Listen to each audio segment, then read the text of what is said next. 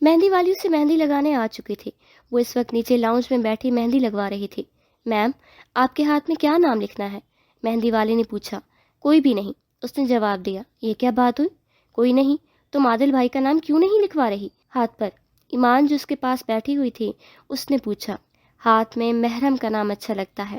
عادل ابھی میرا محرم نہیں ہے، وہ صرف میرا منگیتر ہے۔ جب میرا شوہر بنے گا تب لکھواؤں گی، زرمش نے وہاں سے اٹھتے ہوئے کہا۔ کل تمہاری شادی ہو جائے گی زرمش، پھر عادل بھائی تمہارے شوہر بن جائیں گے، تو ان کا نام لکھوانے میں کیا حرج ہے؟ حرج ہے، وہ میرے شوہر بن جائیں گے، ابھی بنے نہیں ہیں، زرمش نے اس سے کہا۔ کبھی کبھی تمہاری یہ باتیں مجھے سمجھ نہیں آتی ہیں، تم پہلے تو ایسی نہیں تھی۔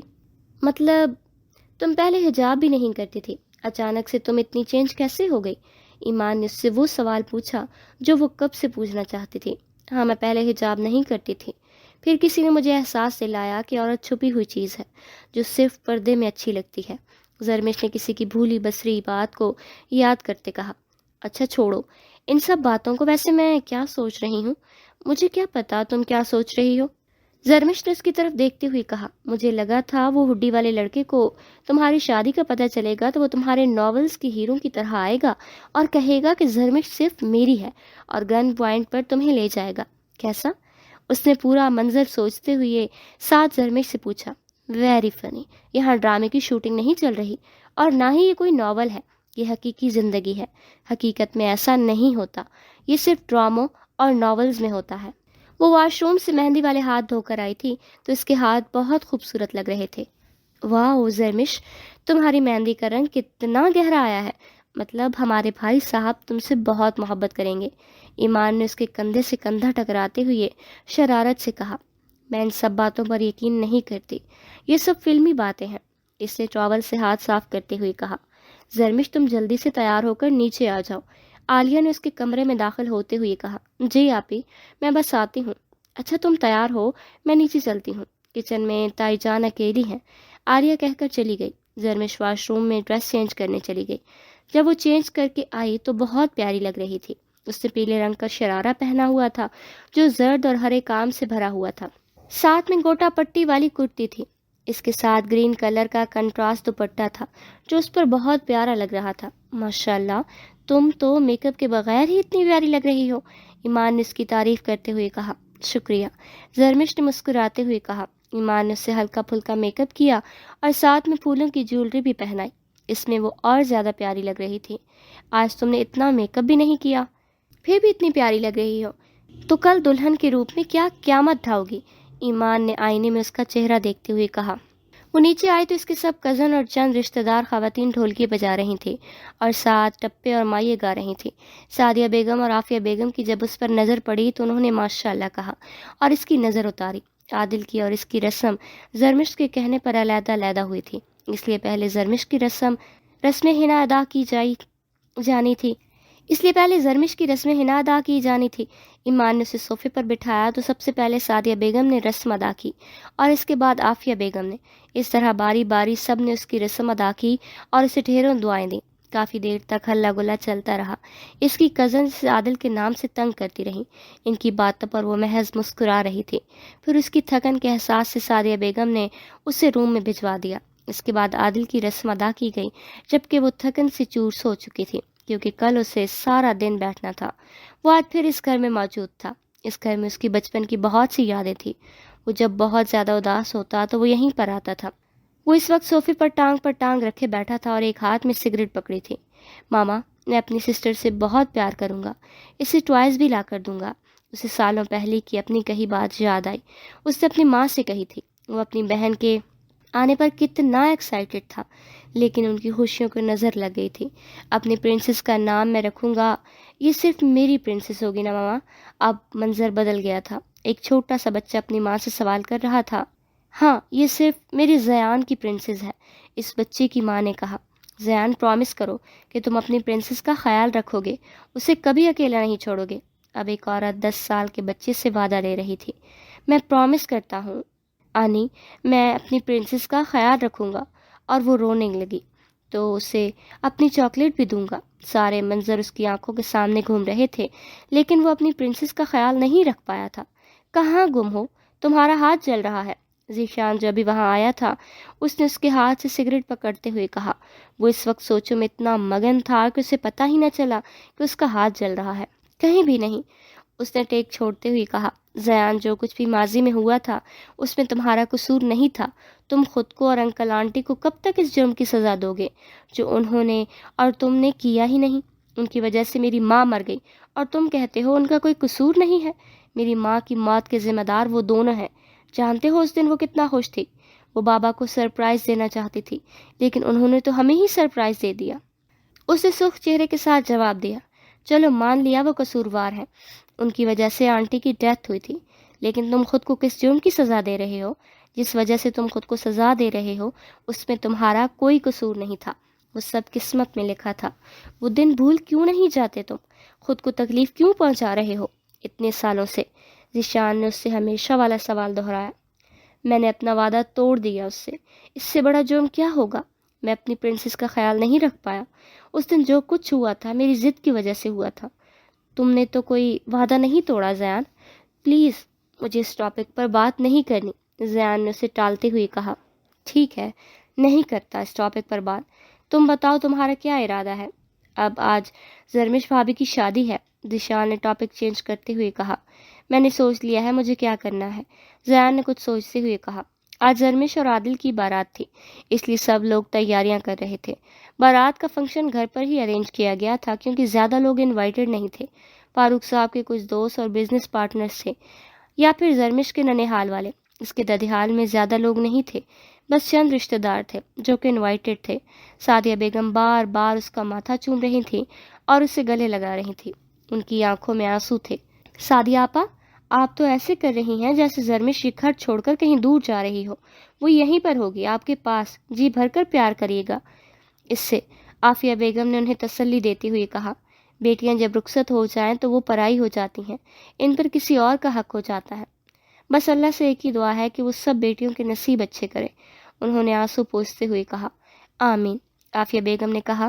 چلو زرمش تھوڑی دیر آرام کر لو، ابھی بیوٹیشن آ جائے گی پھر سارا دن بیٹھنا پڑے گا۔ وہ اس کا ماتھا چوم کر چلی گئی جبکہ زرمش کو آج بھی کچھ عجیب سا فیل ہو رہا تھا۔ دیکھ زیان، مجھے لگتا ہے تمہیں ایک بار اور سوچ لینا چاہیے، یہ نہ ہو کہ وہ تم سے بدگمان ہو جائے، ذیشان نے اسے سمجھاتے ہوئے کہا۔ میں نے سوچ لیا ہے ذیشان، میں ایسے ہاتھ پر ہاتھ دھرے نہیں بیٹھ سکتا۔ وہ میری محبت ہے، میں اسے بعد میں سمجھا دوں گا، تم بس میرے ساتھ چلنے کی کرو، اس نے خود پر پرفیوم چھڑکتے ہوئے کہا۔ چلو جیسے تمہاری مرضی، تم تیار ہو جاؤ، میں باہر ویٹ کر رہا ہوں، جلدی آنا، ذیشان نے اس کا کندھا تھپ تھپاتے ہوئے کہا اور باہر چلا گیا۔ نہ جانے اب کیا ہونے والا تھا، زیان کا یہ قدم کون سا موڑ لانے والا تھا، لیکن یہ تو طے تھا کہ محبت کو حاصل کرنے کے لیے آپ کو بہت سے امتحانوں سے گزرنا پڑتا ہے۔ تو کیا زیان امتحانات پر پورا اتر پائے گا؟ کیا زرمش اس کی ہو پائے گی؟ بیوٹیشن اسے تیار کرنے آ چکی تھی۔ اس نے ریڈ کلر کا روسی ویلویٹ کا لہنگا زیبتن کیا تھا جس میں وہ انتہا کی دلکش لگ رہی تھی۔ بیوٹیشن مہارت سے اس کا میک اپ کر رہی تھی جس سے اس کے نقوش اور پیارے لگ رہے تھے۔ سعدیہ بیگم نے 2 بیوٹیشنز منگوائی تھیں، دوسری ایمان کو تیار کر رہی تھی۔ اس نے بلو کلر کی رانگ ٹیل فراک پہنی تھی جو اس کے گھٹنوں تک آ رہی تھی، اس پر سلور کلر کا کام ہوا تھا، وہ اس پر بہت جج رہی تھی۔ عالیہ پہلے ہی تیار ہو چکی تھی کیونکہ اسے سعدیہ بیگم کے ساتھ ہیلپ کروانی تھی۔ بیوٹیشن زرمش کے میک اپ کو آخری ٹچ دے کر اب اس کا دوپٹہ سیٹ کر رہی تھی۔ دوپٹہ صحیح سے سیٹ کرنا، کوئی بال باہر نہ نکلے، زرمش نے بیوٹیشن سے کہا۔ لیکن میم، اس سے لک پیاری آئے گی، میں نے آپ کا اتنا پیارا ہیئر اسٹائل بنایا ہے، اگر اس پر دوپٹہ آ گیا تو آپ کا ہیئر اسٹائل دکھائی نہیں دے گا۔ میں اپنے ہونے والے شوہر کے لیے تیار ہو رہی ہوں، کسی کے لیے نہیں، انہیں میرا ہیئر اسٹائل نظر آ جائے گا، اتنا کافی ہے، دوسروں کے آگے مجھے شو پیس بننے کی ضرورت نہیں ہے۔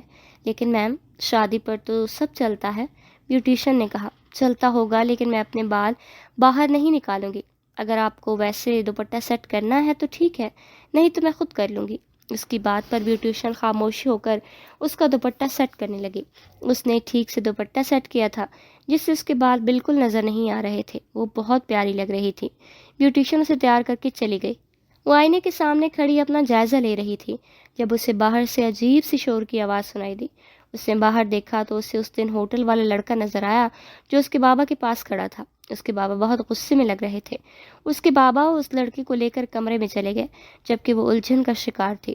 اسے کچھ عجیب لگ رہا تھا۔ تھوڑی دیر بعد بابا اس کے کمرے میں داخل ہوئے۔ بیٹا، اس لڑکے نے عادل کو اغوا کر لیا ہے اور وہ کہہ رہا ہے کہ وہ اسے تب تک نہیں چھوڑے گا جب تک ہم اس کا نکاح تمہارے ساتھ نہیں کر دیتے۔ اس کا کہنا ہے کہ وہ تم سے محبت کرتا ہے۔ مجھے سمجھ نہیں آ رہی کہ میں کیا کروں۔ ایک طرف تم ہو میری اکلوتی اولاد، تو دوسری طرف عادل ہے جو مجھے بیٹی کی طرح عزیز ہے۔ انہوں نے پریشانی کے ساتھ سب کچھ اس کی گوش گزار کیا۔ آپ کیا چاہتے ہیں بابا جان؟ اس نے ان کی طرف دیکھتے ہوئے استفسار کیا۔ بیٹا، اس کا صرف ایک ہی حل ہے۔ اگر تم نے اس نکاح کے لیے حامی نہ بھری تو وہ عادل کو مار دے گا۔ میں نے اس کی آنکھوں میں جنون دیکھا۔ ایسے لوگ کچھ بھی کر سکتے ہیں، ان کا کوئی بھروسہ نہیں، ہارون صاحب نے کمرے میں داخل ہوتے ہوئے کہا۔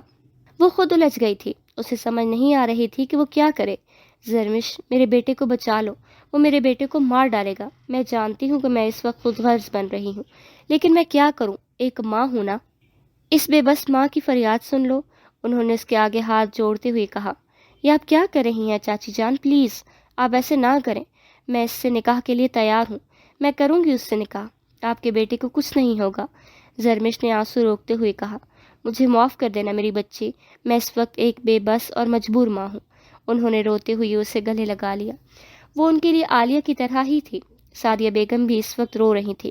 ان کی بیٹی یہ گھر چھوڑ کر جا رہی تھی، لیکن دوسری طرف وہ مطمئن بھی تھی، کیونکہ انہوں نے زیان کی آنکھوں میں سچی محبت کا ٹھاٹھے مارتا سمندر دیکھا تھا۔ تھوڑی دیر کے بعد مولوی صاحب زیان سے نکاح کی کارروائی کر کے آ گئے تو زرمش کا نکاح شروع ہوا۔ وہ اس وقت ذہنی طور پر بہت ڈسٹرب تھی۔ اس نے الجھے ہوئے ذہن کے ساتھ نکاح نامے پر دستخط کیے اور خود کو زیان کے نام کر دیا۔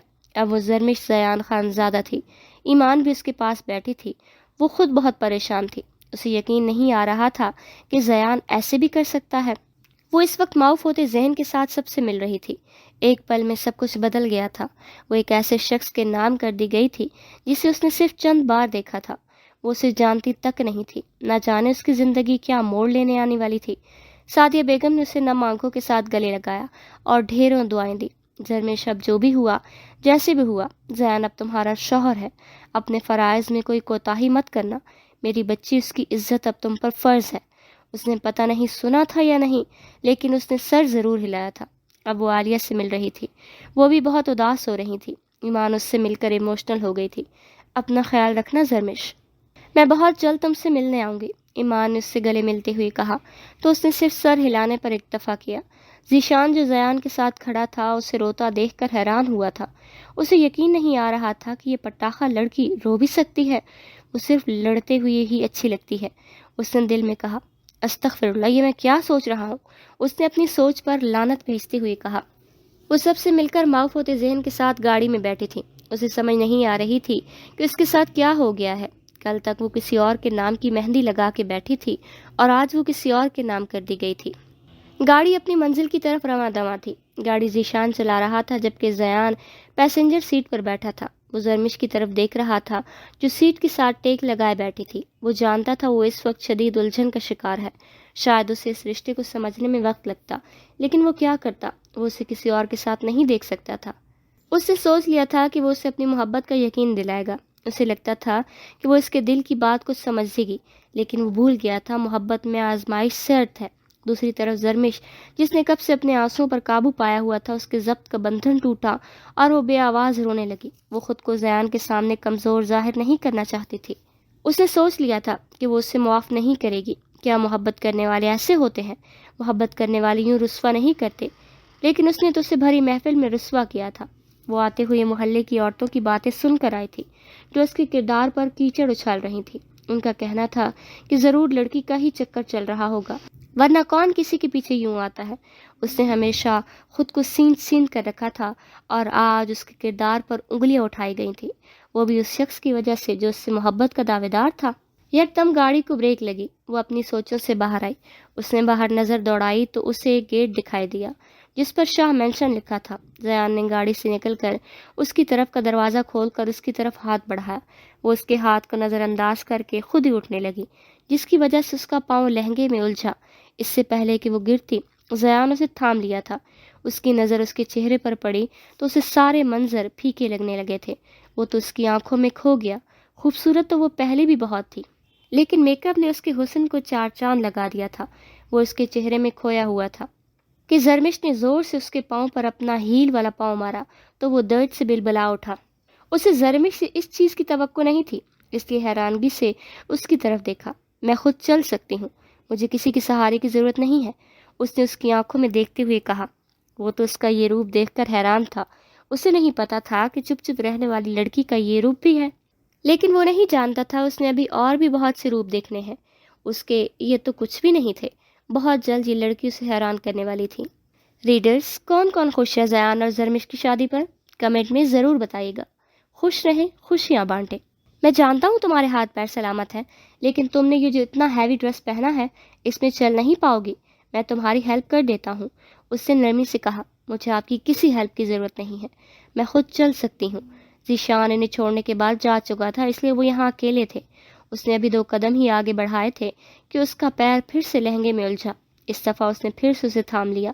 مجھے سمجھ نہیں آتی کہ تم لڑکیوں سے یہ اتنی اونچی ہیل میں چلا تو جاتا نہیں، پھر پہنتی کیوں ہو؟ اب برائڈل لہنگے کے نیچے چپل تو پہنے سے رہی، ہیل ہی پہنے گی نا؟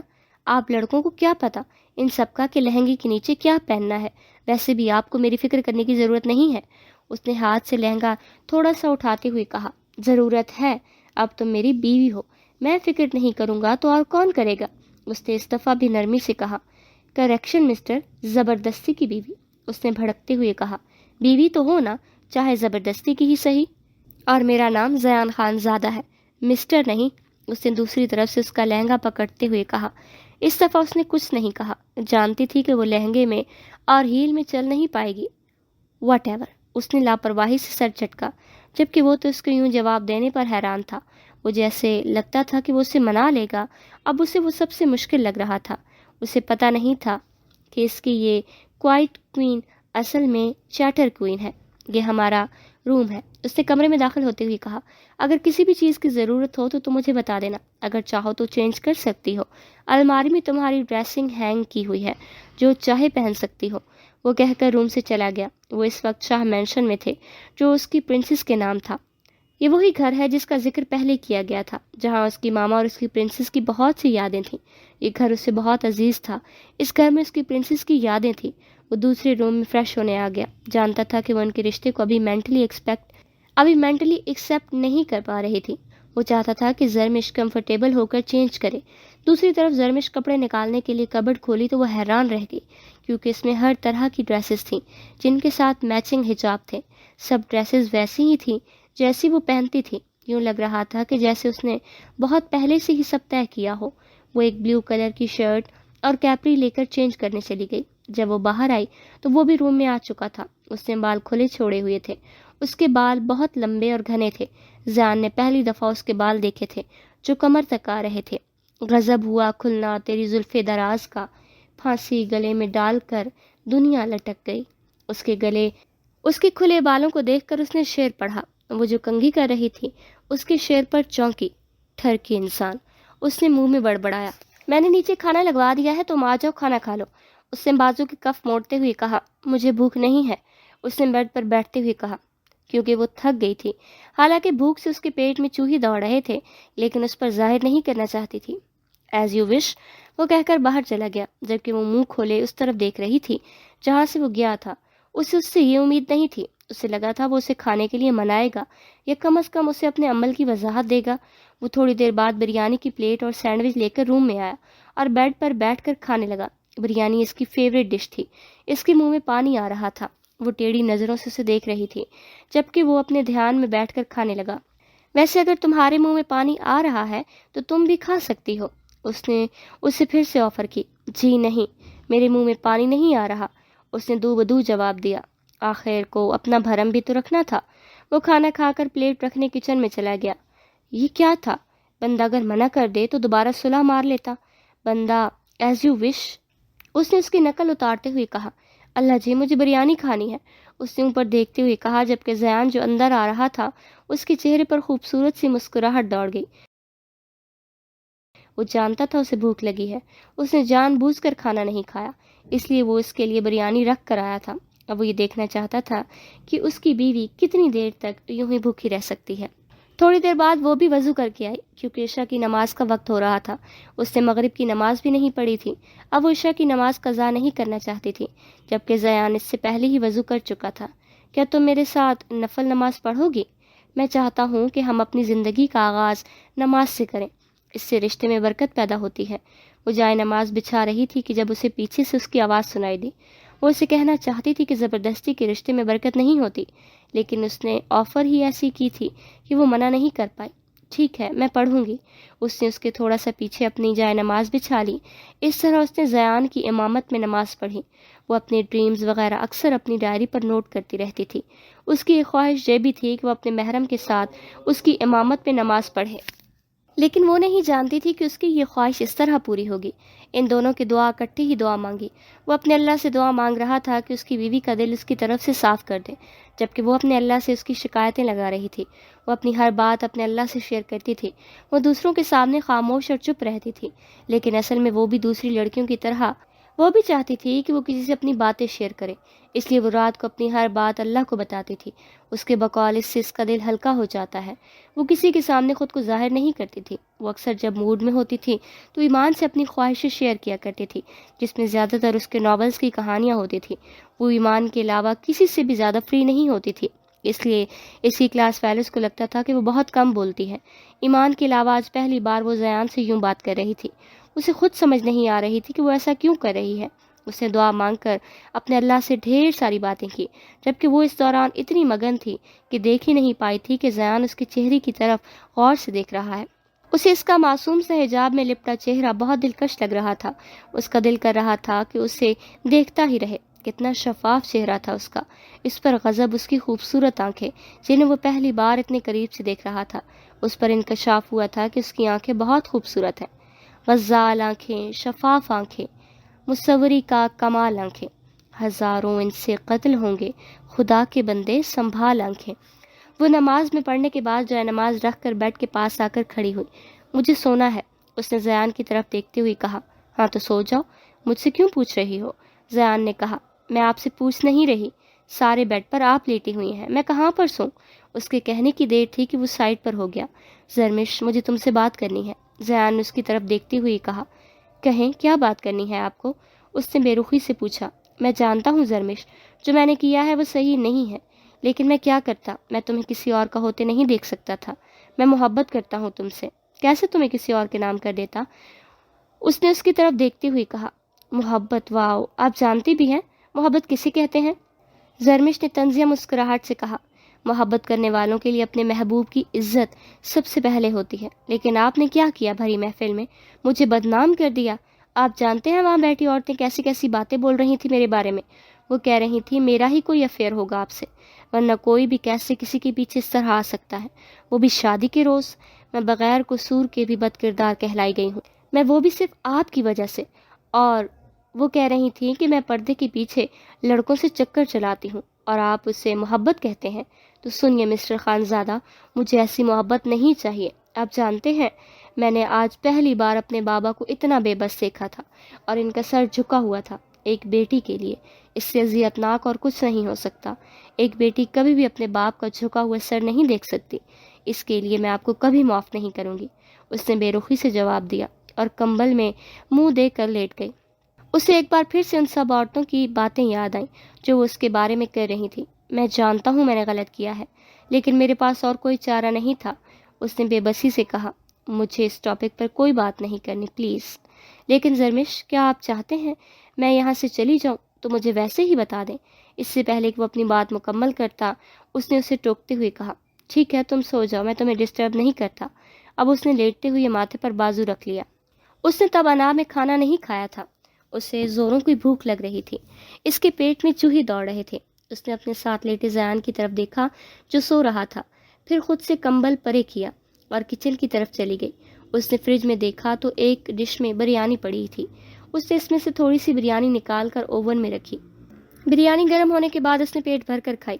اس نے صبح سے کچھ نہیں کھایا تھا۔ بریانی کھا کر اس نے پلیٹ دھو کر رکھی اور روم میں آ گئی۔ اس نے بیڈ کی طرف دیکھا، زیان ویسے ہی سو رہا تھا۔ وہ بیڈ پر آ کر لیٹ گئی۔ رات کے 12 بج رہے تھے لیکن اسے نیند نہیں آ رہی تھی۔ اسے آج دوپہر میں ہوا سارا واقعہ پھر سے یاد آنے لگا۔ ایک پل میں اس کی زندگی بدل گئی تھی۔ اس کے محلے کی آنٹیاں جو کبھی اس کی تعریفیں کرتی نہیں تھکتی تھی، وہ بھی کل اس کے کردار پر انگلیاں اٹھا رہی تھی۔ اسے یہ سب سوچ سوچ کر رونا آ رہا تھا۔ بے اختیار اس کی آنکھوں سے آنسو گرے، وہ بے آواز رونے لگی۔ اسے ان عورتوں کی باتیں نہیں بھول رہی تھیں۔ اپنے بابا کا جھکا ہوا سر بار بار اس کی نظروں کے سامنے آ رہا تھا۔ وہ زیان کے سامنے مضبوط بننے کی کوشش کر رہی تھی، کیونکہ وہ اس پر اپنی کمزوری ظاہر نہیں کرنا چاہتی تھی۔ اس نے سوچ لیا تھا کہ وہ اسے اتنی آسانی سے معاف نہیں کرے گی۔ نہ جانے روتے روتے کب اس کی آنکھ لگی، اسے خبر ہی نہیں ہوئی۔ دور کہیں فجر کی اذانیں ہو رہی تھی۔ اس نے دھیرے سے آنکھیں کھولیں تو اس کی سب سے پہلے نظر زرمش پر پڑی، جو گال کے نیچے ہاتھ رکھے سو رہی تھی۔ وہ کتنی دیر تک اس کی طرف دیکھتا رہا۔ یہ صبح کتنی حسین تھی۔ صبح اٹھ کر اپنے محبوب کا دیدار کرنا دنیا کا سب سے انوکھا احساس ہے۔ زیان کو پہلی بار اپنی صبح اتنی حسین لگی تھی۔ اس کی محبت اس کی بیوی کے روپ میں اس کے پاس تھی۔ وہ اب اس کی تھی، اس کی بیوی زرمش زیان خانزادہ۔ یہ سوچتی ہی اس کے رگو پے میں سکون دوڑ گیا۔ اس کا دل کیا کہ یوں ہی اس کے حسین چہرے کا دیدار کرتا رہے، لیکن اسے نماز پڑھنی تھی۔ وہ اٹھ کر واش روم گیا اور وضو کر کے باہر آیا۔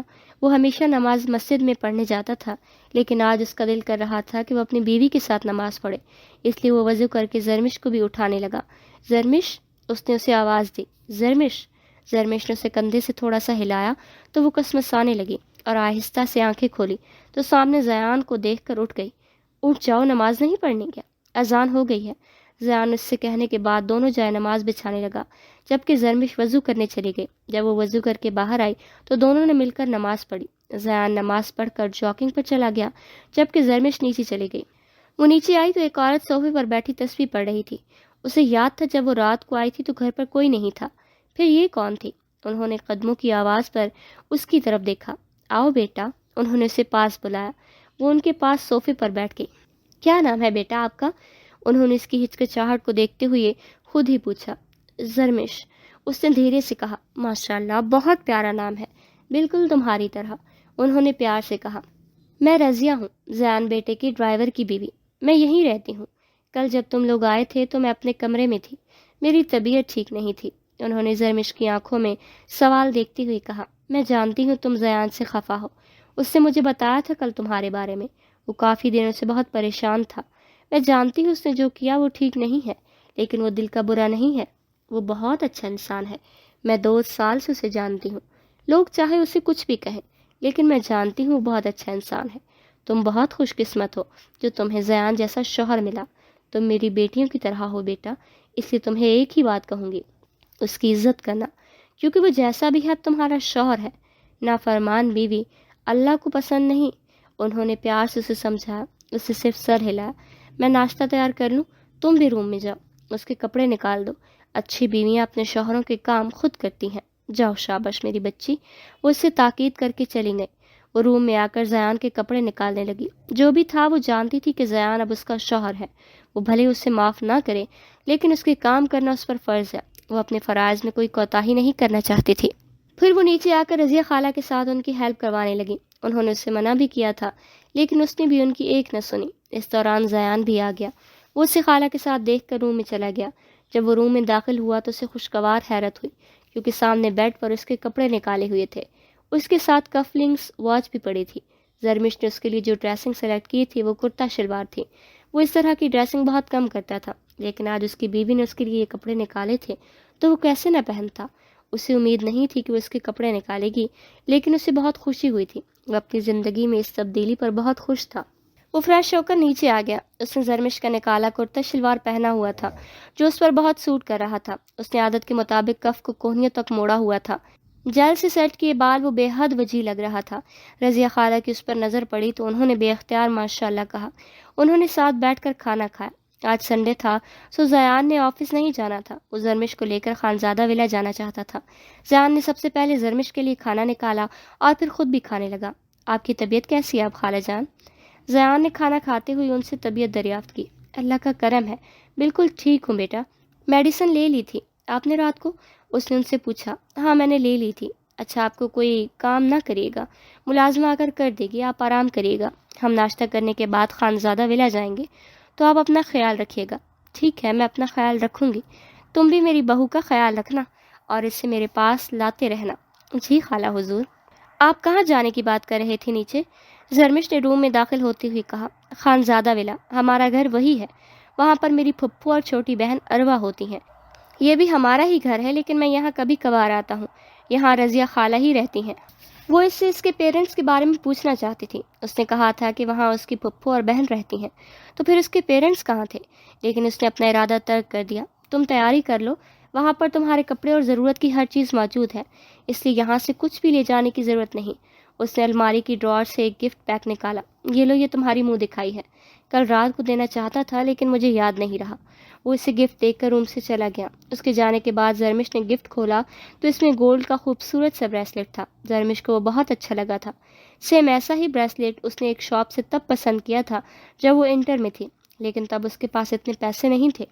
لیکن وہ اگلے دن وہ بریسلیٹ لینے گئی تو سیلز بوائے نے اسے بتایا کہ وہ بریسلیٹ سیل ہو چکا ہے، تو وہ بہت مایوس ہوئی تھی۔ لیکن آج سیم وہی بریسلیٹ اسے اس کے شوہر کی طرف سے منہ دکھائی میں ملا تھا۔ وہ بریسلیٹ کی دیوانی تھی۔ اس کے پاس بریسلیٹس کے بہت سی کلیکشنز تھی۔ وہ جب بھی شاپنگ پر جاتی اپنے لیے بریسلیٹ ضرور لیتی۔ بریسلیٹ کے بغیر اس کی شاپنگ ادھوری ہوتی۔ وہ اس بریسلیٹ کو پہننا نہیں چاہتی تھی، لیکن وہ خود کو پہننے سے روک نہیں پائی اور اس نے جھٹ سے پہن لیا۔ زرمش نیچے آئی تو زیان اس کا انتظار کر رہا تھا۔ اس نے زرمش کے لیے کار کا دروازہ کھولا اور خود بھی ڈرائیونگ سیٹ پر آ کر بیٹھ گیا۔ گاڑی سٹارٹ کی۔ اس نے زرمش کی کلائی میں بریسلیٹ دیکھ لی تھی۔ اس سے لگا تھا زرمش وہ بریسلیٹ نہیں پہنے گی، لیکن وہ ہر بار اسے اپنے عمل سے حیران کرتی تھی۔ بہرحال وہ بہت خوش تھا، جبکہ زرمش خود نہیں سمجھ پائی تھی اس نے بریسلیٹ کیوں پہنا ہے، حالانکہ وہ اسے پہننا نہیں چاہتی تھی۔ سارا راستہ خاموشی سے کٹا تھا۔ زیان نے اپنی پھپھو کو اپنی شادی کے متعلق نہیں بتایا تھا۔ اب وہ سوچ رہا تھا کہ ان کا کیا رد عمل ہوگا۔ سب کچھ اتنی جلدی میں ہوا تھا کہ اسے پھپھو کو بتانے کا موقع ہی نہیں ملا تھا۔ اسے صرف پھپھو اور اروا کی فکر تھی، نہ جانے وہ زرمش کو دیکھ کر کیا ری ایکشن دے۔ وہ باقی اسے کسی سے کوئی لینا دینا نہیں تھا، جبکہ زرمش بھی یہی سوچ رہی تھی کہ نہ جانے زیان کی پھپھو اور بہن کیسی ہوں گی۔ اسے اتنا تو پتہ تھا کہ زیان نے ابھی تک انہیں اپنی شادی کے بارے میں نہیں بتایا، اس لیے وہ ان کے رد عمل کے بارے میں سوچ کر پریشان ہو رہی تھی، جو اپنی ہی سوچوں میں مگن تھی۔ گاڑی ایک دم سے بریک لگنے پر ہوش میں آئی۔ سامنے ایک بڑا سا گیٹ تھا جس پر خانزادہ مینشن لکھا ہوا تھا۔ زیان نے گاڑی سے اتر کر زرمش کی طرف کا دروازہ کھولا۔ باہر آ جاؤ، گھر آ گیا ہے، اس نے زرمش سے کہا۔ دونوں گھر میں داخل ہوئے تو سامنے صوفے پر شہریار صاحب اور فاریہ بیگم بیٹھے ہوئے تھے۔ شہریار صاحب اخبار پڑھ رہے تھے، جبکہ آج سنڈے تھا، اس لیے وہ آفس نہیں گئے تھے۔ فاریہ بیگم بھی ان کے ساتھ بیٹھی چائے پی رہی تھی۔ جب ان کی نظر زیان پر پڑی تو وہ زیان کے ساتھ ایک لڑکی کو دیکھ کر حیران ہوئی، جبکہ شہریار صاحب کی بھی ان پر نظر پڑ چکی تھی۔ سکینہ، اس سے ملازمہ کو آواز دی۔ جی صاحب۔ سکینہ بھاگتی ہوئی آئی۔ بی بی جی کو میرے روم میں لے چلو، میں کال سناؤں۔ جی چھوٹے صاحب، میں چھوڑ آتی ہوں۔ چلیں بی بی جی، اس نے زرمش کو کہا تو وہ اس کے ساتھ چلی گئی۔ یہ لڑکی کون ہے؟ شہریار صاحب نے زیان سے پوچھا۔ وہ کون ہے کون نہیں، آپ کو اس سے کوئی مطلب نہیں ہونا چاہیے، اس نے لیے دیے انداز میں کہا۔ مطلب کیوں نہیں ہونا چاہیے؟ میں تم سے پوچھنے کا حق رکھتا ہوں، باپ ہوں تمہارا۔ انہوں نے بھی مقابل کو اسی انداز میں جواب دیا۔ باپ؟ میرا باپ؟ کوئی باپ نہیں ہے میرا۔ آپ میرے لیے صرف میری ماں کے قاتل ہیں اور کچھ نہیں، اس لیے آپ مجھ سے کوئی حق نہیں رکھتے۔ تمہارے کہنے سے ہمارا رشتہ بدل نہیں جائے گا۔ تم اتنے سخت دل کیسے ہو گئے ہو زیان؟ تم ایسے تو نہیں تھے۔ زیان، تم ہر معاملے میں اپنی کرتے ہو، میں نے کبھی تمہیں کچھ بھی نہیں کہا، لیکن اب کم از کم یہ پوچھنے کا حق تو رکھتا ہوں کہ تم گھر میں کس کو لے کر آئے ہو۔ بیوی ہے میری، اتنا کافی ہے یا کچھ اور بھی پوچھنا چاہتے ہیں؟ بیوی؟ انہوں نے حیرانگی سے کہا۔ جی ہاں، بیوی، زرمش زیان خانزادہ۔ اب میں جاؤں؟ مجھے ضروری کال کرنی ہے، اور اپنی بیوی سے کہیے گا کہ میری بیوی سے دور رہے، یہ ان کے لیے بہتر ہوگا۔ وہ انہیں حیران چھوڑ کر چلا گیا، جبکہ وہ دونوں ایک دوسرے کی طرف دیکھنے لگے۔ وہ اس وقت غصے میں اپنے کمرے میں ادھر سے ادھر ٹہل رہا تھا۔ راکی اس کے پاس بیٹھا ہوا تھا۔ اس کا بس نہیں چل رہا تھا کہ وہ کیا کر جائے۔ میں نے کہا تھا تم سے خود کر لوں گا جو کچھ مجھے کرنا ہوا، لیکن نہیں، تم نے ایک موقع مانگا تھا مجھ سے، ایک کام ڈھنگ سے نہیں کر پائے۔ تم ایک لڑکی اٹھانے کو کہا تھا تم سے، وہ بھی تم اٹھا نہ پائے۔ لعنت ہو تم جیسے مرد پر۔ غصے سے وہ آگ بگولا ہوتے ہوئے راکی پر دھاڑا۔ سیٹھ صاحب، آپ کا کام ہو جاتا۔ آپ جانتے ہیں وہ زیان خانزادہ کتنا بڑا بزنس مین ہے، اس نے اس لڑکی سے شادی کر لی ہے، اس پر ہاتھ ڈالنا اتنا آسان نہیں ہے۔ لیکن آپ ٹینشن نہ لیں، میں کچھ نہ کچھ ضرور کر لوں گا۔ کیا کرو گے تم؟ صرف بڑی بڑی باتیں کرنا جانتے ہو، کام تو تم سے کوئی ہوتا نہیں۔